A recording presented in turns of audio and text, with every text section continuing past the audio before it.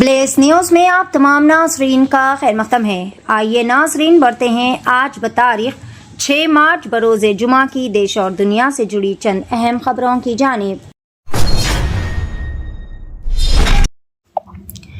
امریکہ نے روس سے تیل خریدنے کے لیے ہندوستان کو عارضی ڈھیل دے دی ہے۔ امریکی وزیر خزانہ اسکاٹ بینسٹ نے کہا کہ 30 دن کی چھوٹ عالمی منڈی میں تیل کی روانی کو برقرار رکھے گی اور ایران کی جانب سے عالمی توانائی کو یرغمال بنانے کی کوشش سے پیدا ہونے والے دباؤ کو کم کیا جا سکتا ہے۔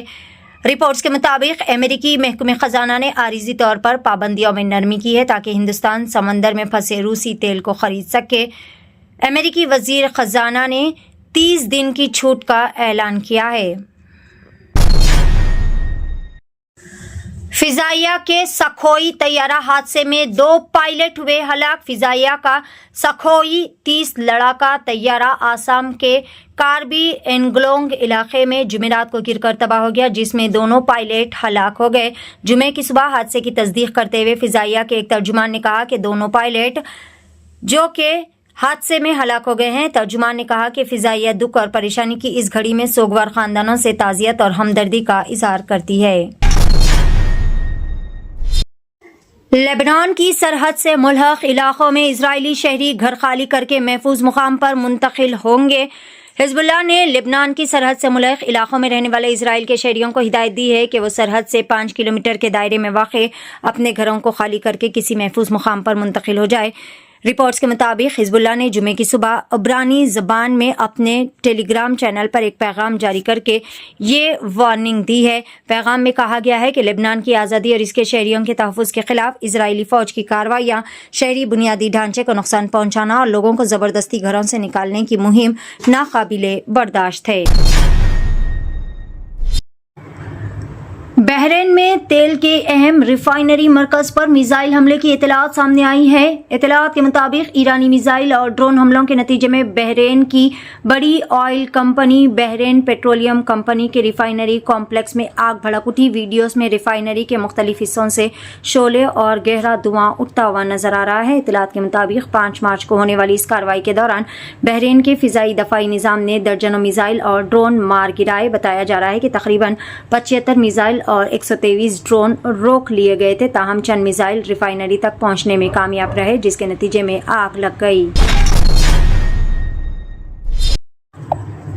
امریکہ نے کویت میں اپنے سفارت خانہ کے تمام آپریشنز معطل کر دیے ہیں۔ امریکی شہریوں کو کویت چھوڑ دینے امریکہ کا مشورہ۔ امریکی محکمہ خارجہ نے اعلان کیا ہے کہ کویت میں اپنے سفارت خانہ کے تمام آپریشنز معطل کر دیے گئے ہیں اور یہ تصدیق کی ہے کہ عملے میں کسی کے زخمی ہونے کی اطلاع نہیں ملی ہے۔ کویت نیوز ایجنسی نے امریکی محکمہ خارجہ کے بیان کے حوالے سے آج رپورٹ دی ہے کہ اگرچہ امریکی عملے میں کسی کے زخمی ہونے کی اطلاع نہیں ہے، تاہم بیرون ملک امریکی شہریوں کی حفاظت ہماری اولین ترجیح ہے۔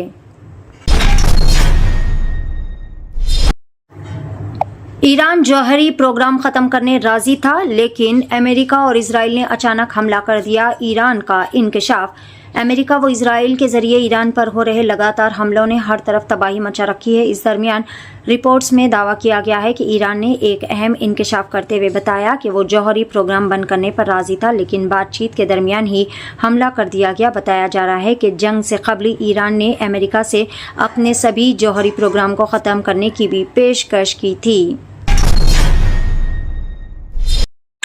شیو پرتاپ شکلا تلنگانہ کے نئے گورنر ہوئے مقرر۔ صدر جمہوریہ نے مختلف ریاستوں کے گورنروں کی تقرری اور تبادلوں سے اہم متعلق احکامات جاری کیے ہیں۔ ان احکامات کے مطابق شیو پرتاپ شکلا کو تلنگانہ کا نیا گورنر مقرر کیا گیا ہے۔ تلنگانہ کے موجودہ گورنر جشنو دیو ورما کو مہاراشٹر کا گورنر مقرر کیا گیا ہے، جبکہ تمل ناڈو کے گورنر RN روی کو مغربی بنگال کا گورنر تعینات کیا گیا۔ اسی طرح ناگالینڈ کے گورنر کے طور پر نند کشور یادو کو مقرر کیا گیا۔ جنگ کا بدلتا ہوا خوفناک منظر۔ عرب ممالک کو جنگ میں گھسیٹنے صلیبی و صہیونی سازشیں تیز ہو چکی ہے۔ دنیا بھر کی جنگیں، روس یوکرین ہو یا پھر ہند پاک کی جنگ بندی کرانے کا کریڈٹ لینے والے ڈونلڈ ٹرمپ کو ایسی کون سی نوبت آ گئی تھی کہ وہ ایران پر اپنے گود میں پل رہے اسرائیل کے ذریعے حملہ کرانا پڑا اور خود بھی اس جنگ میں کیوں کود پڑا، جبکہ امریکہ اور ایران کے درمیان مذاکرات کرانے والے عمان کے وزیر خارجہ نے خود اس بات کا اعتراف کیا کہ ایران امریکہ کے تمام شرائط کے ساتھ مذاکرات کو قبول بھی کر چکا تھا، پھر یہ اچانک حملے کرانے کی آخر وجہ کیا پیش آئی؟